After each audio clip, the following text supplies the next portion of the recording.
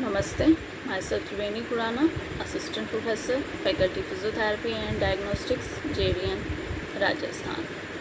Today we are going to discuss about obturator nerve palsy. Before obturator nerve palsy, let's discuss about the course of obturator nerve. Obturator nerve arises from the lumbar plexus on the posterior abdominal wall and descends within the psoas muscle, emerging from the medial margin of the muscles to enter the pelvis. The nerve path continues by following along the lateral wall of the pelvis, passing through the obturator canal to enter the medial compartment of thigh. From here, the nerve divides into the anterior and posterior branch, which are separated by adductor brevis muscle. The posterior branch travels underneath the adductor muscle along the anterior surface of adductor magnus, innervating the obturator externus, adductor brevis, as well as part of the adductor magnus muscles that is attached to the linea aspera. On the anterior surface of the adductor brevis muscle, the anterior branch travels underneath the pectineus and adductor longus muscle to innervate the adductor longus, gracilis, and adductor brevis muscle. This branch also often contributes to the pectineus muscle. The cutaneous branches innervate the skin on the medial thigh. Its branches are posterior branch, anterior branch, and cutaneous branch with the motor functions to the obturator externus, adductor longus, adductor brevis, half adductor magnus, gracilis, and pectineus with the sensory involvement of hip joint, knee joint, medial skin over adductors that contributes together with saphenous and medial femoral cutaneous nerves. Now, injury to the nerve is rare as it lies deep within the pelvis and medial thigh. It can be damaged through direct injury to the nerve or to surrounding muscle tissues. Mild damage to the obturator nerve can be treated with physiotherapy. Most cases may require surgery. Injury may be caused by nerve being stretched during surgery, entrapment within the obturator canal, compression during pregnancy, car or household accident, abdominal surgery. Athletes may present pain that may be brought on by exercise, often sports involving a lot of running and twisting. They may have been predisposed to this injury by previous pelvic trauma or surgery. Now, symptoms of obturator neuropathy are sensory alterations in the medial thigh. Pain and paresthesia may extend from hip to knee along the medial aspect of the thigh. Extension or lateral leg movement can increase pain. You may have trouble walking or experience leg weakness due to problems adducting the ipsilateral hip. The signs: weak hip adductors on affected side, wasting of medial thigh, abnormal abduction of hip during ambulation resulting in a circumduction, wide-based gait, area of sensory loss or alteration in the mid and lower third of the medial thigh, which sometimes may extend below the knee. Ipsilateral loss of hip adductor tendon reflex that test against asymptomatic leg, as is not always present in the healthy population. Persistent pain in the groin and thigh area is a difficult clinical problem to evaluate. There are many entities that produce growing pain, including tendonitis, bursitis, osteitis pubis, stress fracture, sports hernia, athletic pubalgia, and nerve entrapments. In some instances, a report of obturator nerve compression, specifically its anterior division, is one possible cause of pain in the adductor region. Entrapment of the obturator nerve has been documented by nerve conduction studies. Subsequent surgical decompression of the anterior division of the obturator nerve has produced favorable results. The purpose of this article is to describe the various causes of obturator neuropathy. The most common presenting symptom, as said above, is sensory alteration in the medial thigh. These symptoms can include paresthesia, sensory loss or pain, and the most frequent reported symptom was medial thigh or groin pain. A deep ache may be described in adductor origin region at the pubic bone and may extend to the medial aspect of thigh to the knee. Exacerbation of pain may be caused by maneuvers that stretch the nerve either by extension or lateral leg movement. There is also possibly diminished sensation along the medial thigh. In some instances, these sensory complaints may extend to the medial calf. However, the obturator nerve very rarely provides sensation distal to the knee, despite the fact that many muscles used in thigh adduction are innervated by nerves other than the obturator nerve. Adduction on the affected side is usually weak. Sometimes medial thigh wasting can be observed.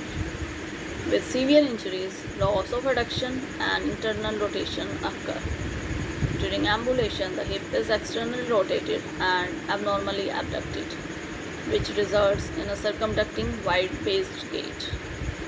Ipsilateral loss of the hip adductor tendon reflex can be present, but is only suggestive, not pathognomic of obturator neuropathy, because this reflex does not always occur in healthy individuals. Presence of this reflex on the contralateral asymptomatic leg must occur for the finding to be useful. The obturator nerve is rarely injured in isolation, as surgery, hemorrhage, or tumor compression are the main causes, however, limited to sports-related injuries.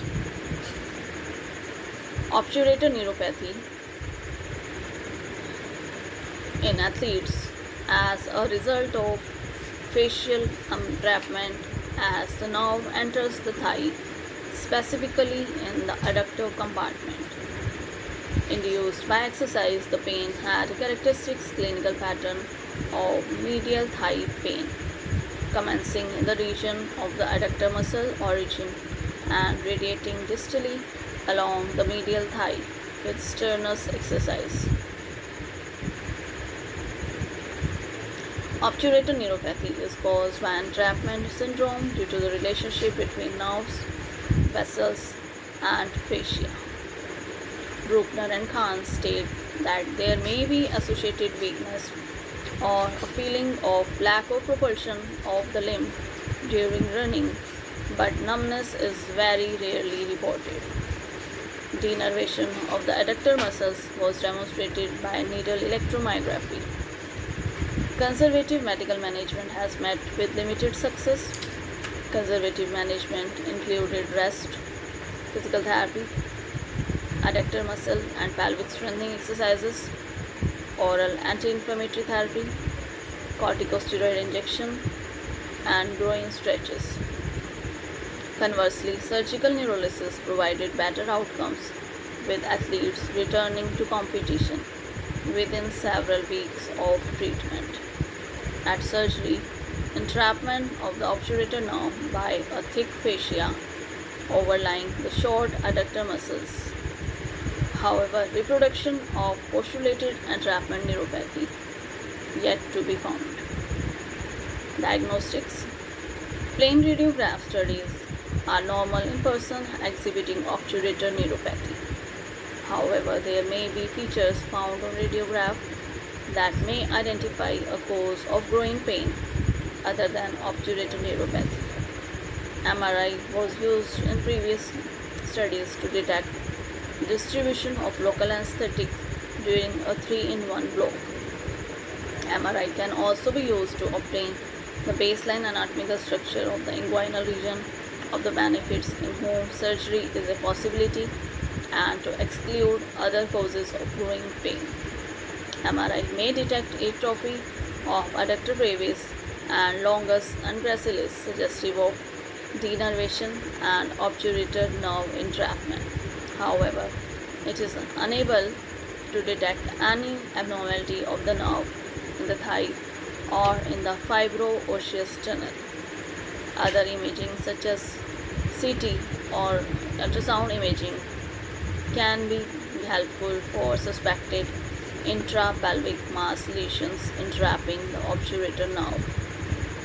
Scintigraphic bone scan can demonstrate a mild oscillator increase in uptake in the region of the pubic ramus at the origin of the short or long adductor muscle.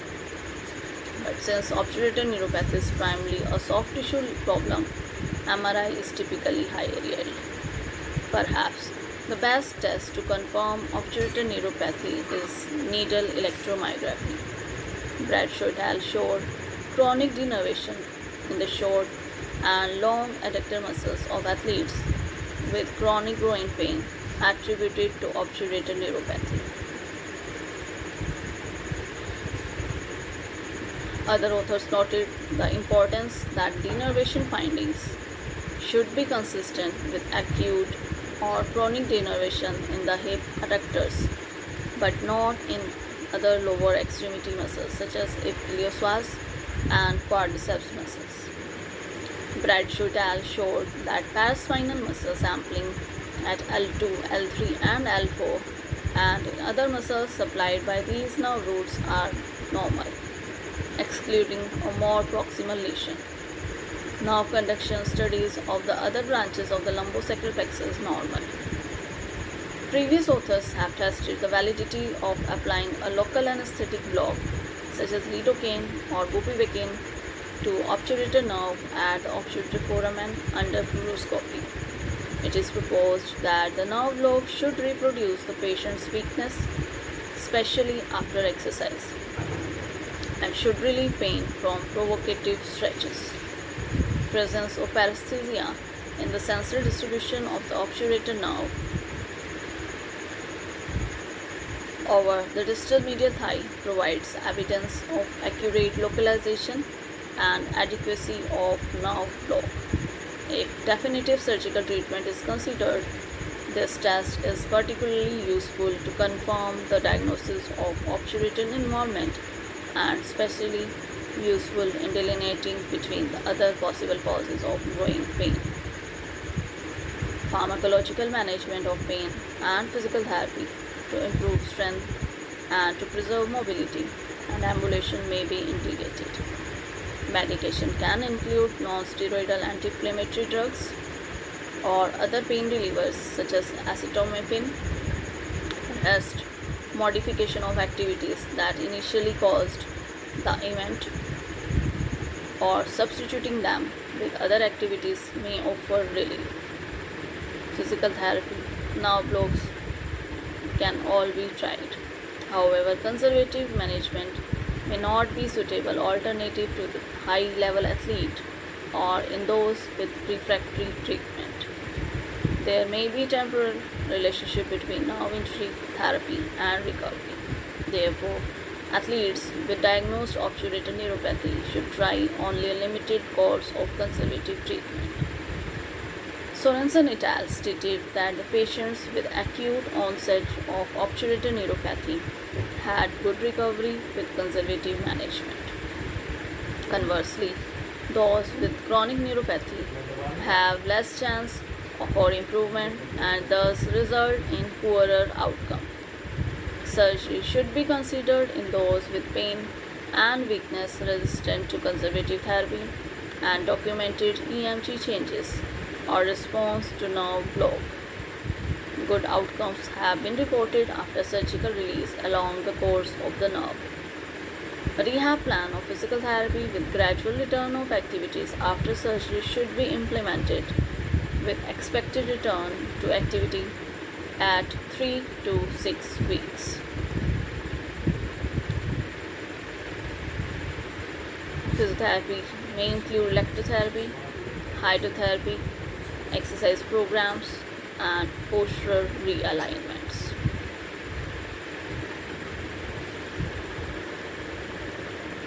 After taking an initial assessment, treatment plan includes electrotherapy, hydrotherapy, exercise programs, and postural realignments. Thank you.